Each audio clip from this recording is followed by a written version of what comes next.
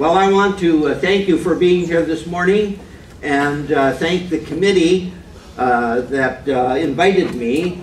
I thought it might be helpful, at least for me, to share with you just one little slice of this 150-year journey. And as Pastor Vern said, I wasn't here from the beginning, so we need to clarify that. But nevertheless, my time goes back quite a ways. So I thought it might be good just to let you know how this all happened. How did I get here? Well, I was in my 4th year of ministry at First Lutheran Church in Mitchell, South Dakota, serving as a pastor of youth and education. Now, sometime early in March of that year, 1967, I received a phone call from Pastor John Church-Rochester of Zumbro Lutheran Church in Rochester, Minnesota. Now, I had been to Rochester once during my senior year at Luther Seminary in St. Paul, so I kind of knew where it was. I had been there to the hospital to visit a good friend who had had surgery, but that's all I knew about Rochester. So I did not know John Church-Rochester. I had never heard of Zumbro Lutheran Church, and I thought, what a funny name for a church. You know, there was nothing biblical about it that I can remember. I didn't bother to check it out with some of my biblical scholars. But how John secured my name remains somewhat of a mystery to me. I never did really check that out because it didn't connect with me at all. So, in the course of that telephone conversation, he invited me to an interview for the position of youth education pastor at Zumbro Lutheran Church. Well, I accepted that invitation, so toward the end of March, I was interviewed by the Board of Trustees. Now that was a different catch for a call committee. It was the Board of Trustees, and they were some pretty high-powered guns at that time, but it was really a very simple conversation. I don't know how they could have rendered any judgment about me by the time we got done with that 45-hour-long conversation. Well, one thing is certainly, I had never filled out any mobility papers. I never had heard anything about the congregation's profile. None of these things were a part of this process. It was one simple conversation that we had. And I went back to Mitchell at that time. And so later I got a call from John telling me that the call was approved and I would be getting the paperwork very shortly. And it was interesting that it was Zumbro's church council that approved the call on April 18th, 1967. It wasn't the action of the whole congregation. So I'm not sure I was ever properly called to this congregation because it was a small group of people that made the decision. It wasn't the whole congregation. So, you know, probably not the most valid call ever extended. Well, I accepted that call on May 5th, and I began my service here on July 1st, 1967. Now that's a fairly distant past. So I need to ask this morning, because I know this place is filled with the golden oldies, how many were here in 1967? Let's see the hands. Oh, it's pretty darn good. Really good. 1967. Well, that's so I better be careful what I say. There's more people that know about me than I realize.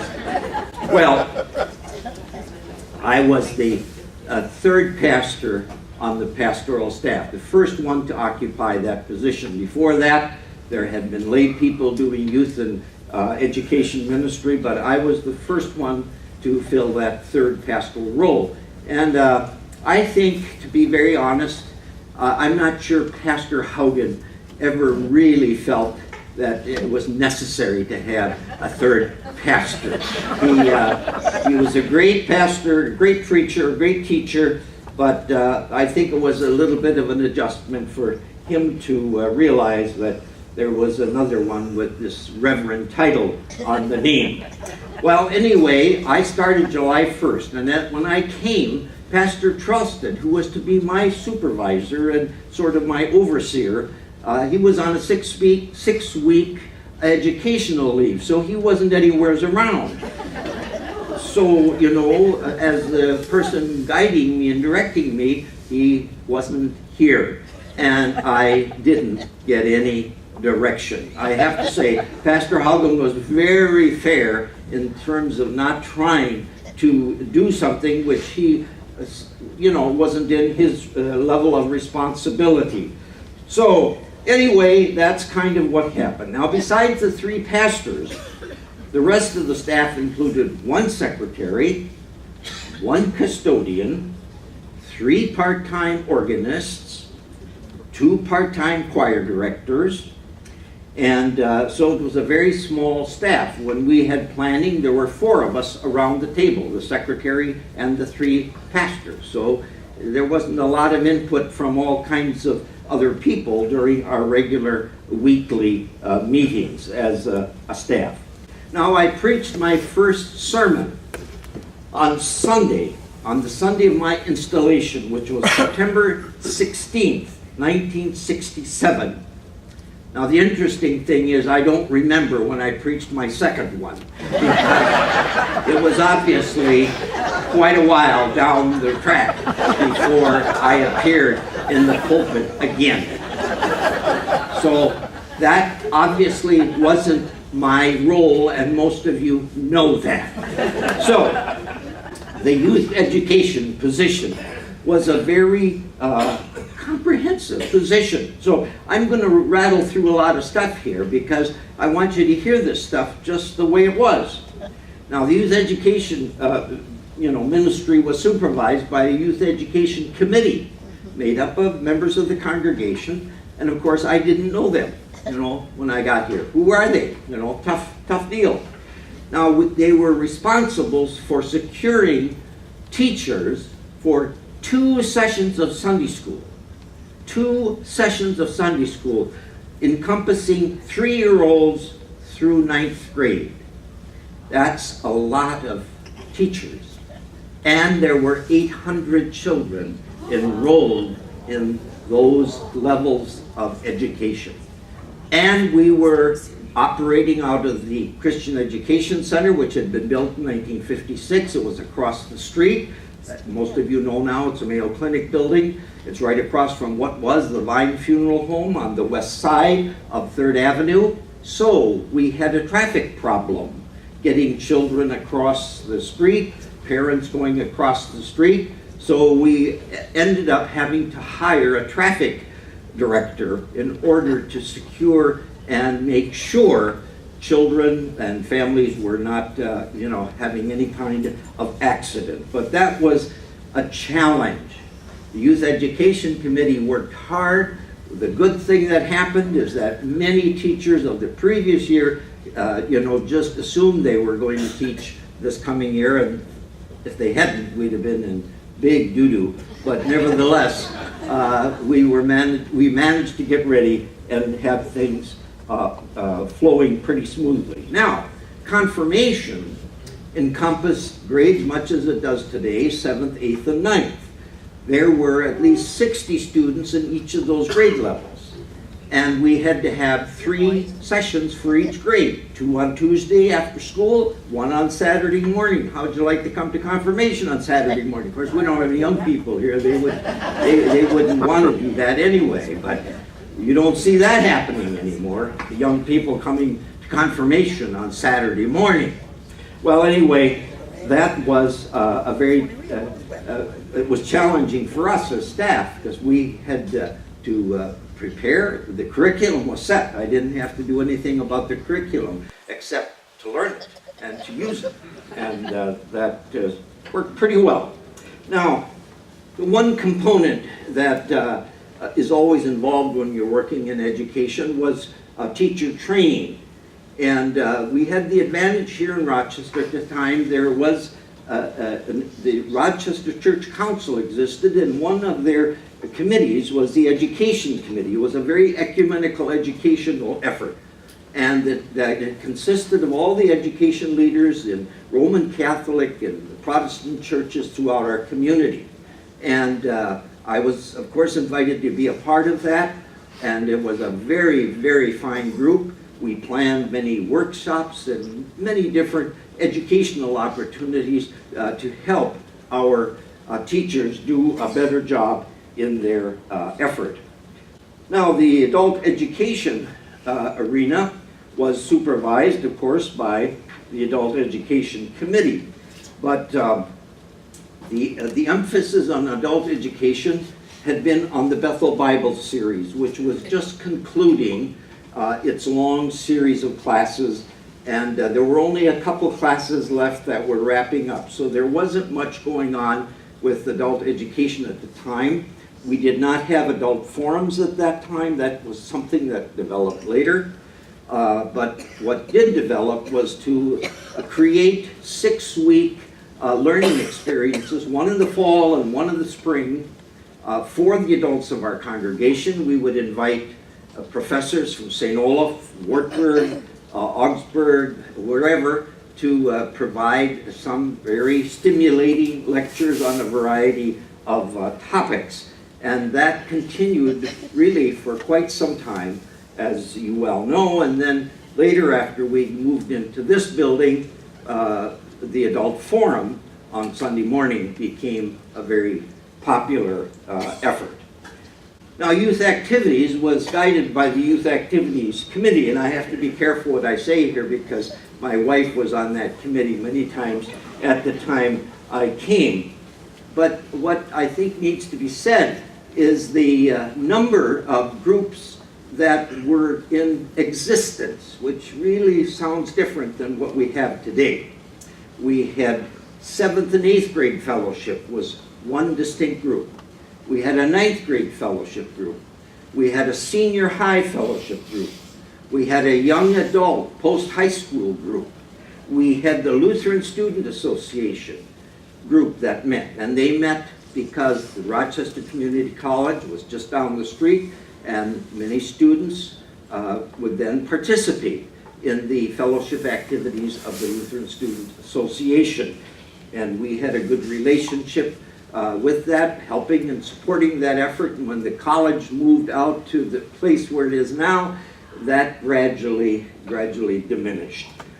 Along with that, we had we have a very strong Boy Scout troop. And the good thing about that, the troop was directed by a very strong adult leadership.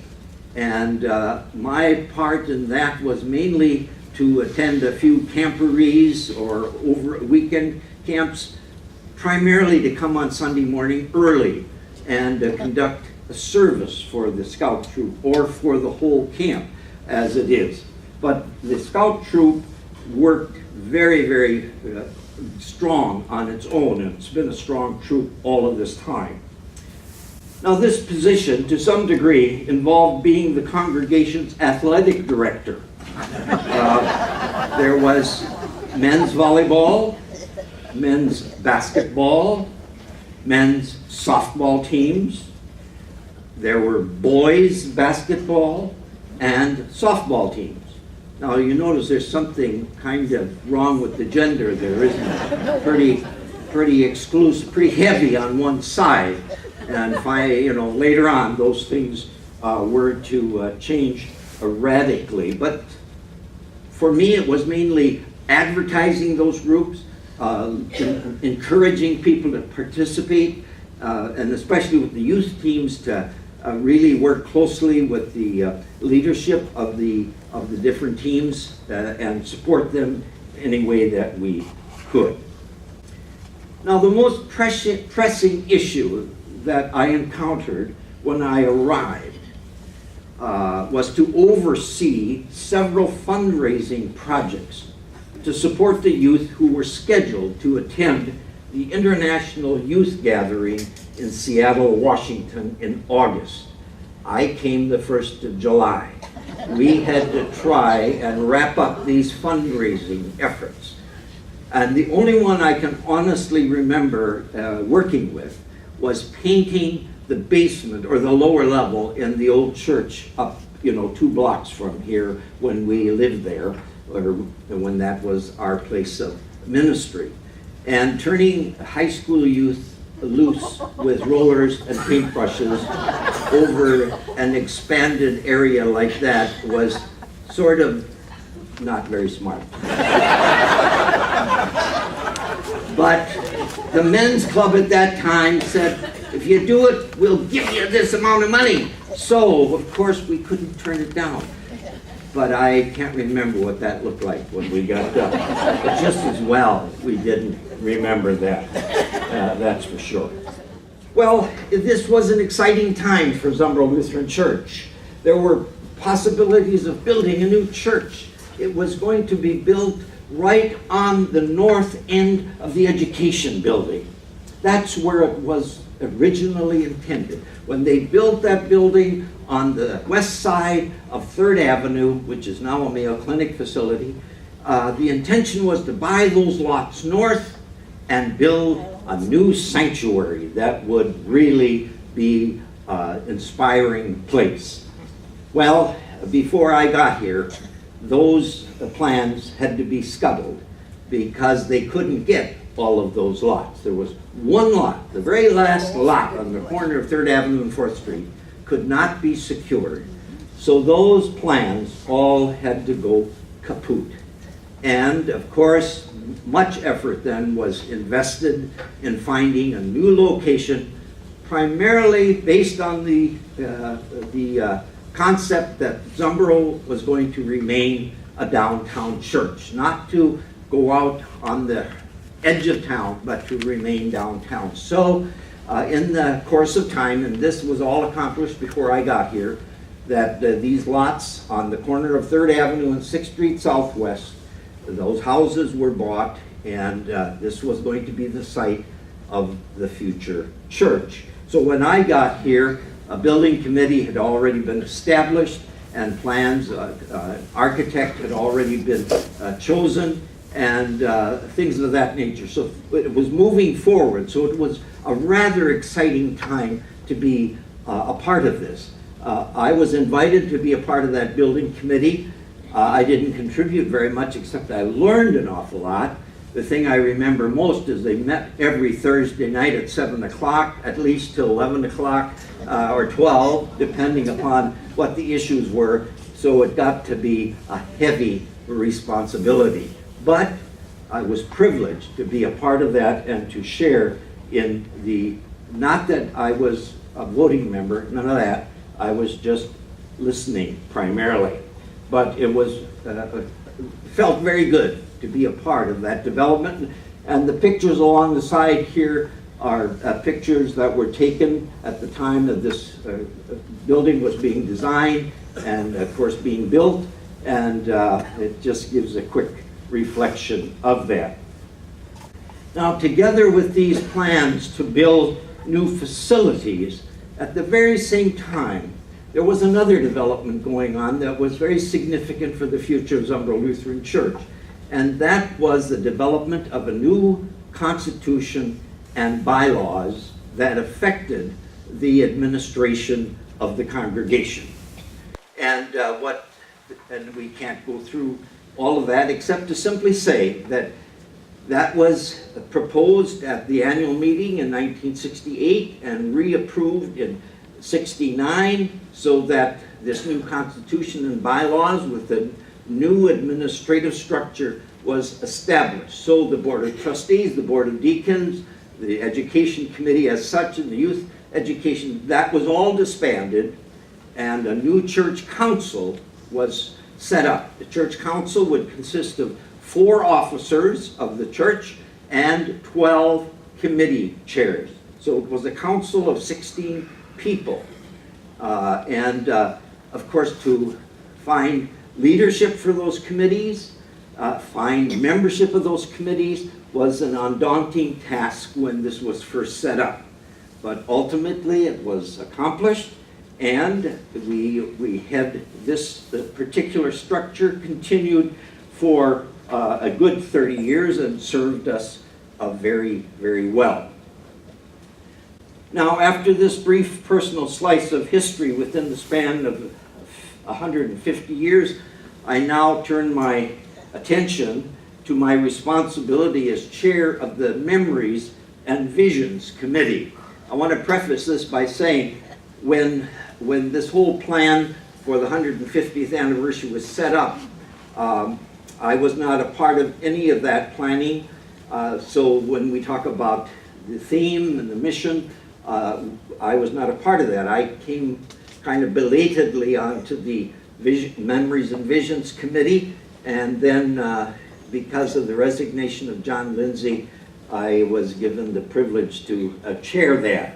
And I want to thank members of that committee, and if I leave anybody out, forgive me. Joanne Whiting, Dave Dunn, Dwayne Hoven, Dwayne Silker, Laverne Orwell, Sonia Gallstead, Adie and Dwayne Murai, Claire Warren, and I mentioned John Lindsay, and then Sonia Dunn and Gladys Roberts worked especially on the archives of the Zumbro Lutheran Church women. Now, first of all, I want to also say that we need to recognize and thank the Archives Committee, which organized so much of Zumbro's history, working on the records on a weekly basis for many years. There's Lyle Rosted, that many of you know, Joanne Piper, who is now deceased, Dick Hall, who's with us, Laverne Orwell, and there may be others, but right now those are the names that come to me. And this whole effort was shepherded by Pastor Dwayne Hoven, and we have got records you wouldn't believe. They occupy shelves upon shelves upon shelves, and a lot of material there, but to try and keep it organized is very, very difficult. Now, before we talk about the plans for our 150th anniversary, I thought that we should look back to see how Zumbro celebrated these special times since the congregation was organized in 1865. So, the first anniversary would be the 25th. That would have been in the year 1890. I couldn't find anything about an anniversary celebration. Now, that doesn't mean they didn't celebrate, but there wasn't anything that jumped out at me. Now, I need to also sort of qualify that by saying that many of the records were written in Norwegian, and somehow I didn't pick that language up along the way. So I couldn't decipher what those minutes were all about, and didn't really make the effort to find anybody who could translate it for me. The 50th anniversary in 1915, my search again was unsuccessful. Now, we come to the 75th anniversary in 1940. Now, I've got to see if this thing works, and Dwayne Hoven was so good at this the last time. The 75th anniversary, they did celebrate, and there we have the congregation gathered in front of the church on the corner of 3rd Avenue and 4th Street, and there's, the film is a picture rolled out this long, and it's pretty aged, and I was afraid to bring it out for display, fearing that it would crack and, whatever happened to it. So here's a few shots of that gathering. So they did celebrate. They celebrated very, very nicely on the 75th anniversary. Now, I introduced this because shortly after that, we entered, of course, the Second World War, and we had the record of Zumbro members who were serving or who had served in the Second World War. And it's really quite a list. But there's a lot of familiar names on that listing. Many of you would recognize the number of persons who had served in the Second World War. So then we go on to the next celebration, which is the it's a little confusing here. We didn't get things separated. This was a budget for 1940, and again, you see the figures are pretty small, so we won't attempt to get in. This is the picture of Dave Dunn's church history that looks like this. The 1965 publication, which honors the 100th anniversary of Zumbro Lutheran Church, and I think Dave is here. Dave, where are you? Right back there. Let's give Dave a hand for this time publication, which has served as the basis for many things that have been done after that 100.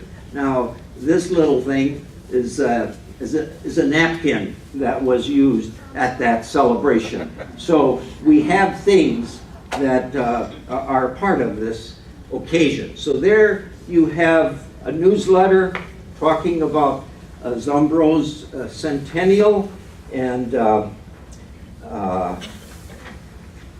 so I just got to keep up with my paper here. I'm getting a little behind, and that's dangerous. I'm getting a little behind. Okay, celebrating 150 years, and there's a newsletter. The next one shows you the speaker for that occasion was Dr.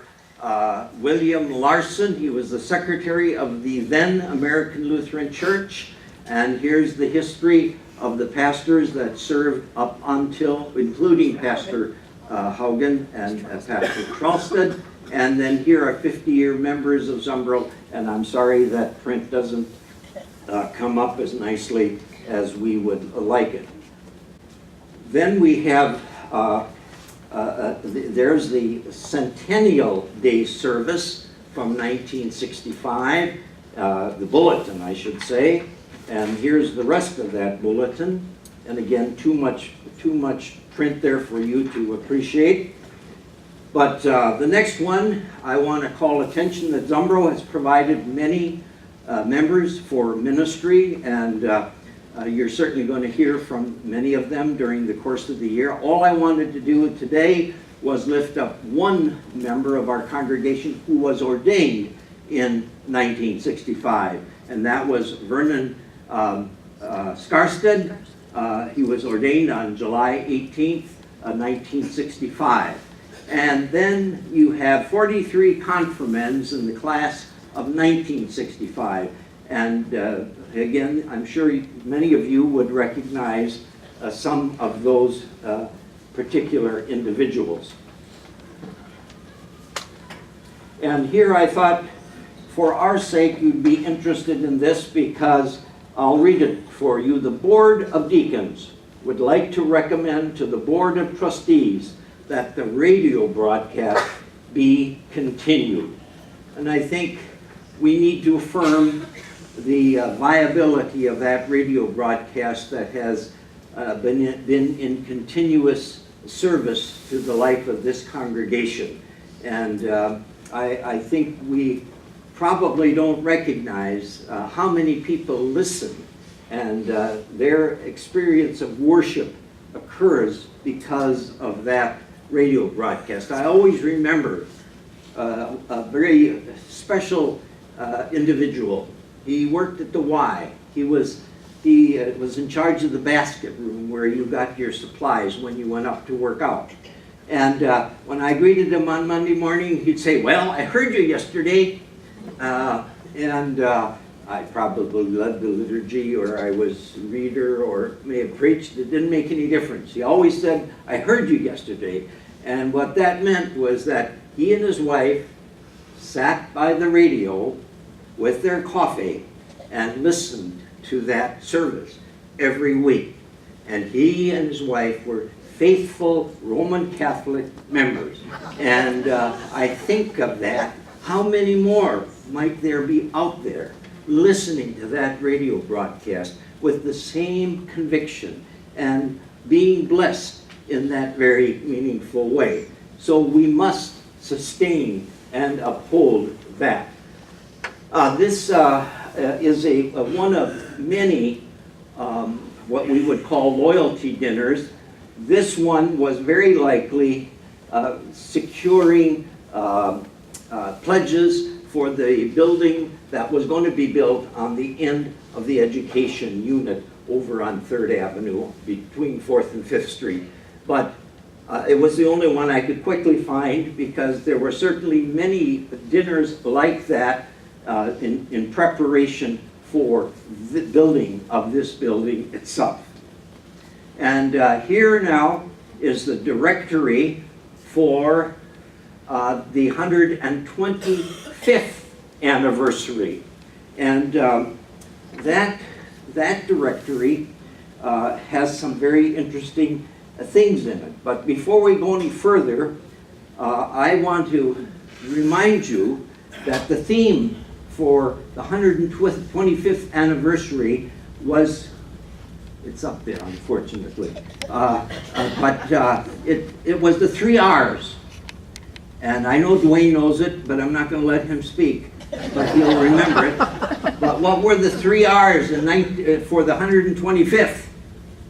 Anybody remember? Reflecting, rejoicing, and reconciling. A marvelous theme for the 125th anniversary.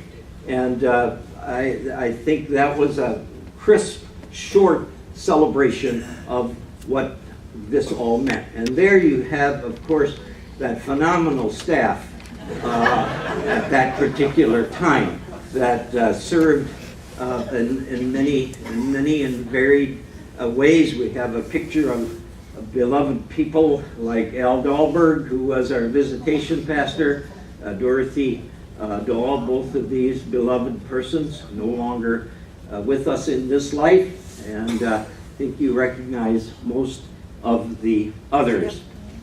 And but what I want to call your attention to really is, well, here is the guest book, is the Heritage Journal. This is probably the most special record that we have that really fills in the gaps during that 125th anniversary. So if you've got this, it's a good time to pull it out and read it and renew your relationship with the history of this congregation. That whole celebration event was chaired by Dick Edwards. The Heritage Journal was edited by Sally Leader with the help of many people, and certainly Pastor Hoven did so much in terms of bringing that to completion. And there is our special Sunday, the Heritage Homecoming Sunday. That's the bulletin for that day, and the speaker, the guest speaker for that occasion was none other than His Holiness John Trelston.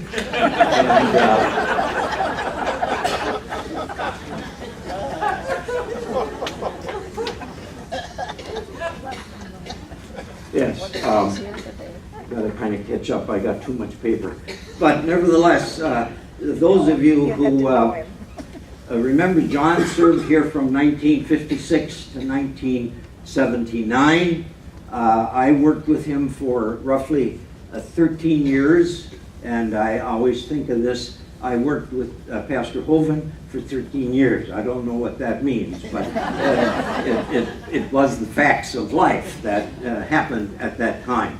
And just so some of you who have known John well over the years, I continue to keep in contact with him. We have a telephone chat every once in a while, and this past summer he had a very serious situation where he was hospitalized for a long time. He had aspirated stuff into his lungs, and it took a long time. He went down to 125 pounds, and things were pretty scary for a good period of time. But gradually he has come back from that, and continues to live in his home and with his beloved wife Carol. My last conversation with them was around my birthday in last fall, and Carol, his wife, said, "Now be careful, Les," she said, "all the problems start after age 80. So I thought, whoa, I got to be careful. This doesn't sound very encouraging at this point, because John had some serious issues at that time. All right, we move on to the 140th anniversary with the theme Gathered in Grace, Sent in Mission. There's the, I think, the newsletter celebrating many of the events, and the anniversary homecoming Sunday was September 25, 2005. And during that year, we made the commitment to build a house for Habitat for Humanity, sponsored exclusively by Zumbro Lutheran Congregation, and many of you worked on that, and it was a real joy to share in that expression. And we have a certificate of appreciation from the Habitat community here that identified the gift which we gave to the community. So that kind of wraps up all of the celebrations up until now. And so now we're getting ready for the 150th anniversary. But just before we do that, I want to call attention to this poster, because it reflects a lot of hard work on the part of a number of people. During Rochester sesquicentennial, that was the 150th anniversary of the city of Rochester in 2004. And I was chair of the church history committee, or whatever it was, and we had to try and bring together the congregations of the community. So we did that by asking congregations to give a short history of their congregation on a poster like this, and we had those displayed down at the Mayo Civic Center on a number of occasions when the city was celebrating its sesquicentennial. And I think I have to thank Dwayne Hoven. Dwayne, will anybody else help you with this? Can't remember. Can't remember. That's a good answer. That's a safe answer. But anyway, I think I squeezed Dwayne to prepare that for this anniversary, and it was well done. So you might want to come up and take a closer look at that as we proceed.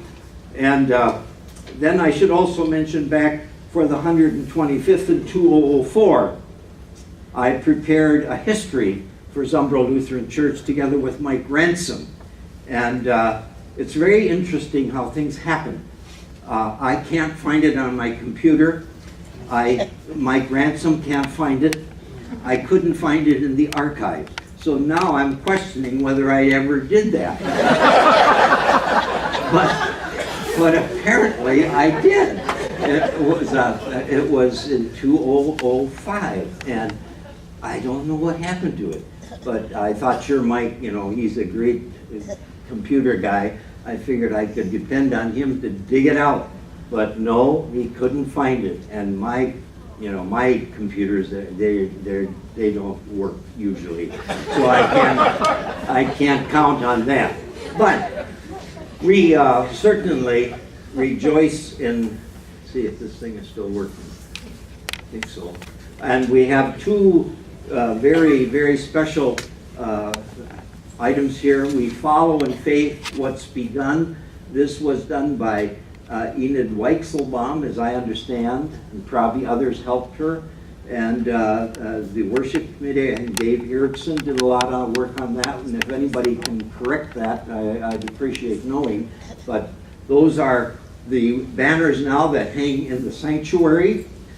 And unfortunately, the person who is supposed to come forward now and tell us about the 150th anniversary for the year is unable to be with us today. Ethelyn Odell has been having some significant medical issues, and I visited with her at different times in preparation for this. She gave me good information, but was unable to make the presentation. That's what I was hoping she would do, because I was not involved in the beginning with all of the plans for the anniversary. So what I've got from my beloved friend is just a quick summary that we'll put up on the screen. It says, we follow in faith what's begun. It talked about how the anniversary theme, we've got the hymn, Build Us Up, Lord. Letters have gone out to past pastors inviting them. And you notice the nice long letter from Carol Solovitz in the last newsletter. It was a beautiful letter. There are 6 committees at work. There's a community outreach committee, an educational event committee, a fellowship committee, a memories and visions committee, the only one I know something about, the worship and music committee, and the picture directory. And of course, most of you, I hope, have had your picture taken by this time.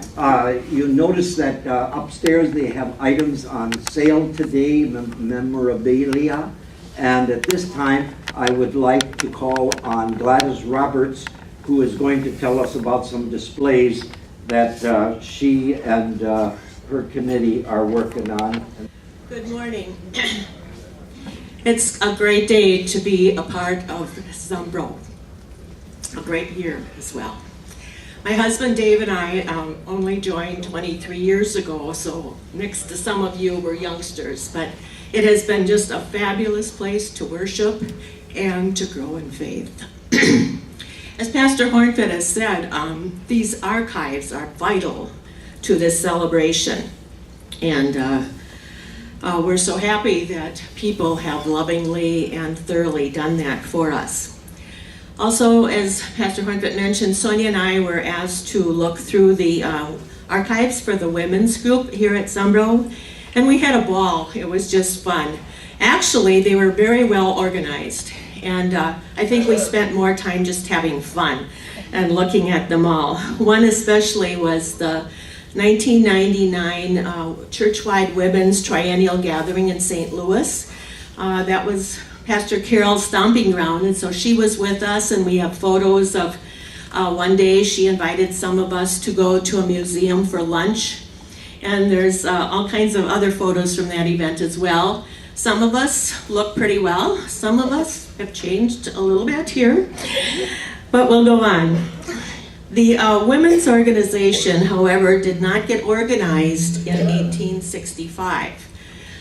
It took them 37 years until 1902, and I don't know why that happened, but I do know that life was pretty difficult back in those days. You didn't go to the store and grab something for dinner to put in the oven or the microwave. You know, you canned and preserved fruits and vegetables and meats, and the same with the clothing.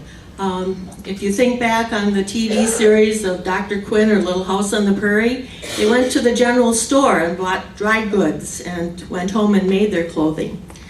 I'm not sure I could have survived those days. I'm glad I'm here now. Anyway, I'm sure the women were busy doing charitable things and a lot of mission work, just as we are doing today. And so it was in 1902 that the women finally organized under the Zumbro Lutheran Ladies' Aid. And unfortunately, just like some of the earlier records Pastor Horntvedt and the committees were looking for, there are no records for the women's group from 1902 until 1914. But starting with 1914, we found a list of presidents of the women's organization that went up through 2004. 2004, I believe, was the last time that the women's organization had a historian. And so from then on, it was just blank on that list. But we filled it out, and now we have a complete list of women's presidents from 1914 up to present day. And I know you can't read this either. But we will have it upstairs for the next 2 Sundays. Sonia and I felt that we needed to share these found joys with all of you, and so Next Sunday, February 15th, and the following, March 15th, and the following Sunday, March 22nd, they will be on display in the lounge during the coffee hour. And they'll be there for you to look over and find some of the memories that you have. Also, the women that have served as presidents are invited to come that Sunday, 15th, at 9:45 to the lounge for a group photo. So if your name is on this list, if you have been a president of the women's group, please come then and join us so that our archives can continue. Thank you.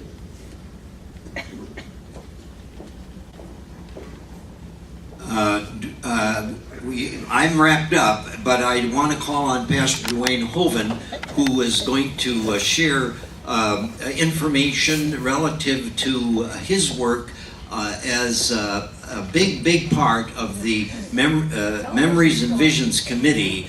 And I want him to tell you what he's going to do, I think, in the month of April. Dwayne. Thank you, Lester. That's been a fascinating history. When we talked about this, it seems to me that visions are terribly important. Where we go from here is as important as where we've been over the last 150 years. So starting last July, I started interviewing members of our congregation from junior high age up to very, very seniors. And I've done about 33 of those. And we're going to expand that on April 19th here in this session. We're going to talk about how our new mission statement is helping to inform where we're going in the future. So reflect on that a little bit. Secondly, I'd like to have you do some thinking about where you and your vision would like to take Zumbro over the next 10 to 15, 20 years. Not necessarily a prediction, but where you'd like to see us go as a congregation. What you would like to see us do and expand in ministry and vision. Thirdly, what might help that vision happen? What is there a part of our history that's going to encourage that vision to happen, or what are the things that are going to stand in the way of that, preventing that vision from happening? And then finally, I'd like to have you think about where is Zumbro at 150 years. We'll do kind of a selfie, just the popular picture today. But so we have a whole lot of people sharing where you think Zumbro is for you at 150 years. And we'll hopefully meet in table groups. We're going to have to have a lot of tables up if we have this many here on the 19th. But I think that'll be fun to do.